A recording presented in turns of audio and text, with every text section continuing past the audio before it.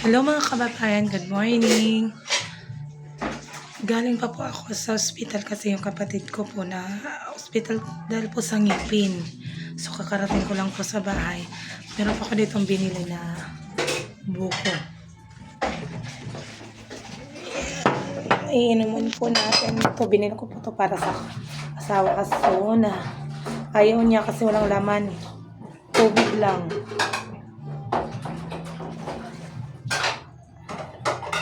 Bata pa talaga. Parang tubig lang talaga siya. Sana guys, punta tayo sa tindahan. Kasi maglilinis tayo doon. Ilinisin natin yung tindahan ko nga maliit. Na walang laman. Kahit walang laman, lilinisin pa rin natin. Yan, tara tayo. Ito ang sige.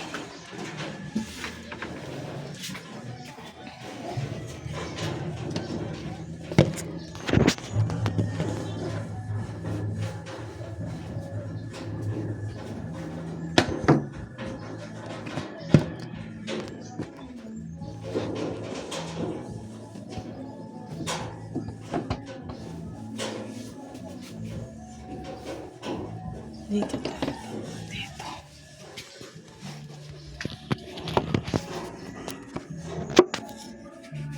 Dito, kikita ba? Parang hindi. Ito na lang.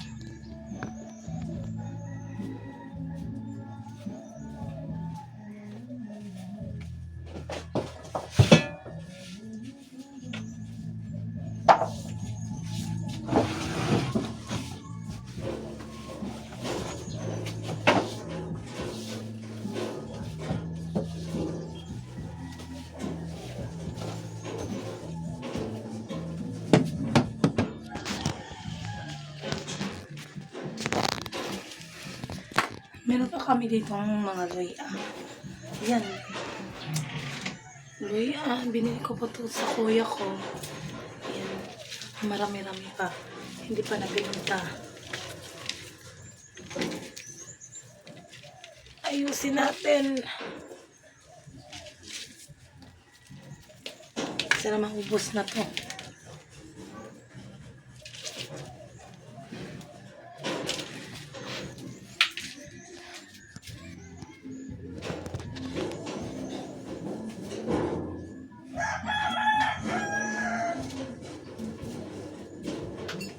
Naku.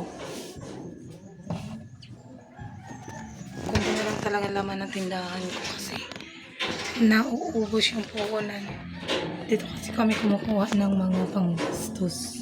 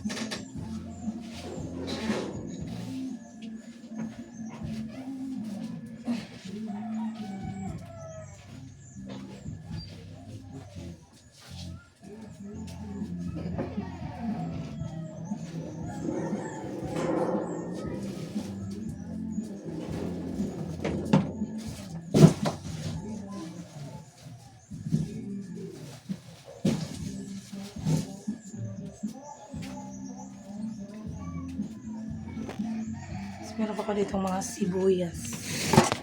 Linisin natin.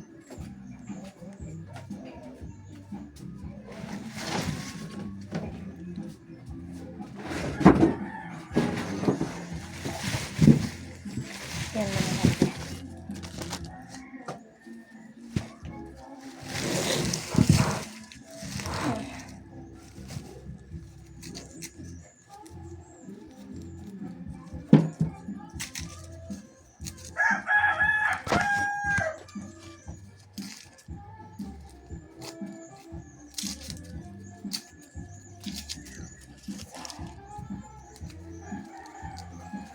Isang ganito nasa 10 or 12.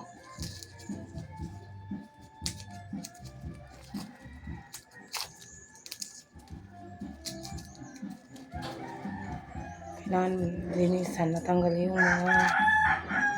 mga balat na patay na. Ayan.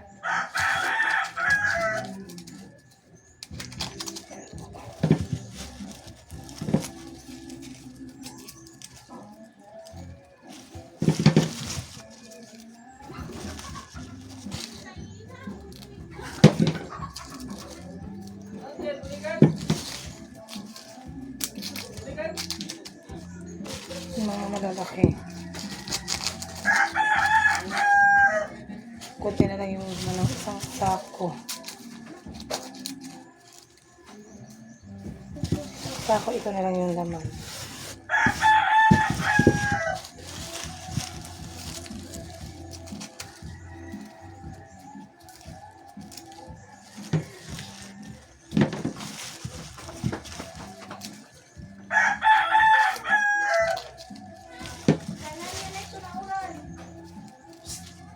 Kira! Kalintik na orang!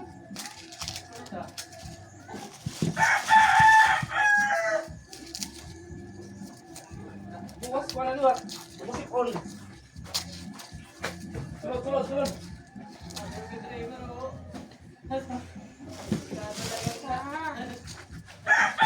Terus! Pagdagmay!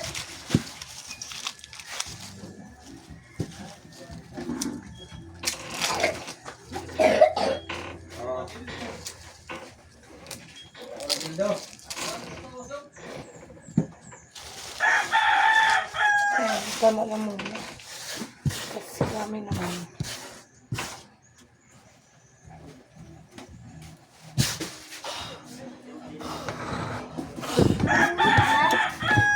Ha?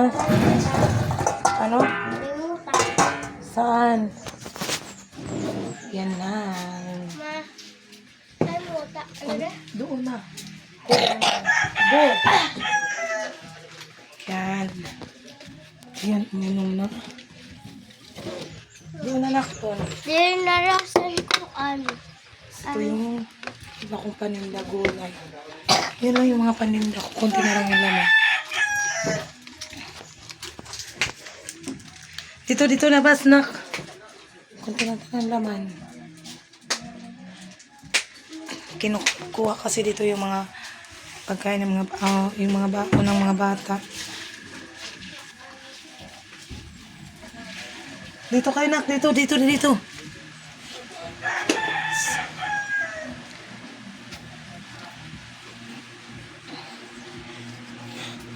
Lilinis muna tayo, guys, kasi sobrang kalat.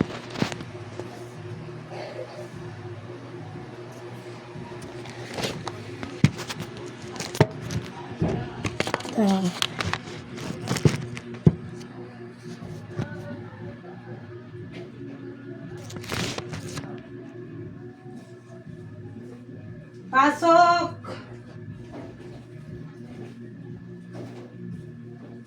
Pasok na, Driana. May dapat! Ross! Doon papakati. Mga kuhan mo, Driana. Ayusin mo yan. Mga gamit mo. Box. Ibabalik natin yan.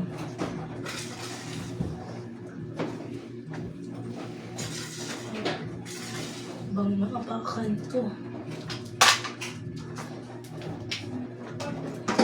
Ito din.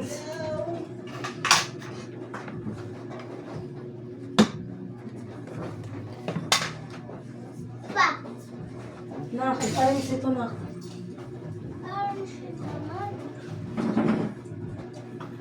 Ano, usarin mo ka sapatos. Lagay mo doon, nak. Triana! Shh! Nak. Lagay mo doon, dali. Ako isa na sa sapatos. Ako isa na sa sapatos. Doon ata.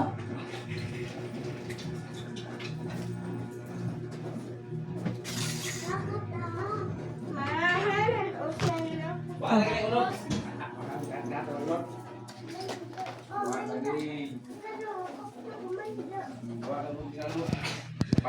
Umuwi muna ako kasi Wala lagi ano lagay di kasabot.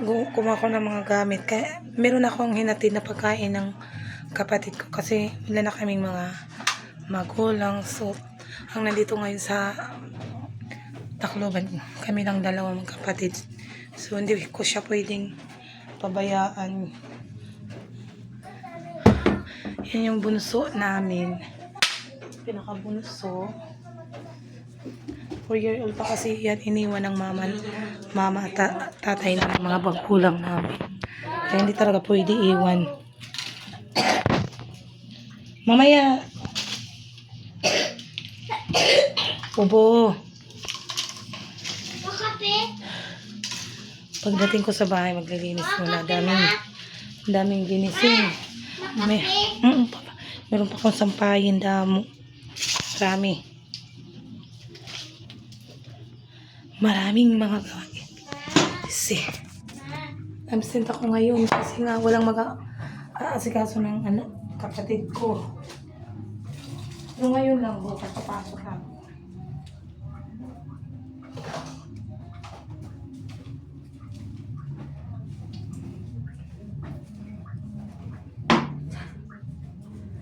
Nakapagod. Kagabi, tagal namin sa ER. Mabuti lang nakaakyat na siya. Mga, anong oras na ako nakuha sa bahay? Mga, alas 2 na ata, mga ganyang oras. Tapos, bumalik ako ngayong umaga. Aga, ano ini? Grabe makabugaw. Bumalik ako kasi nagpapadala ng pulunan.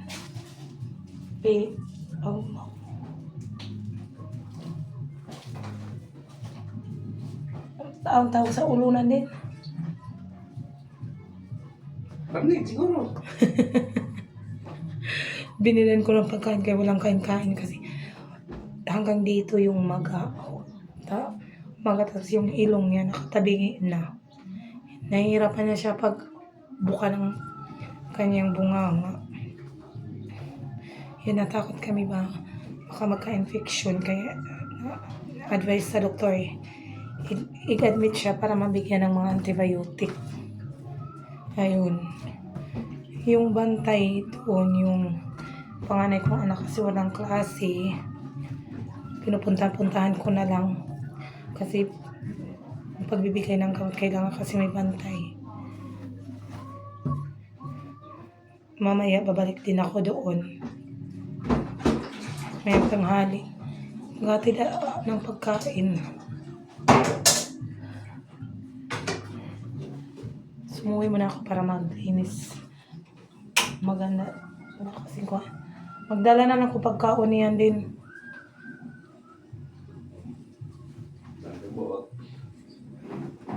Miles, gawas.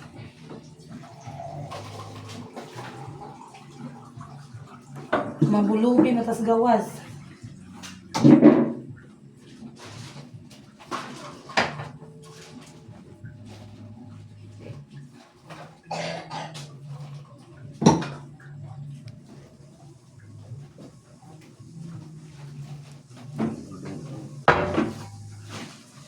Sa'yo mong giluto? Kaya gamay na na kanuon. Hindi man ang kaon mga bata o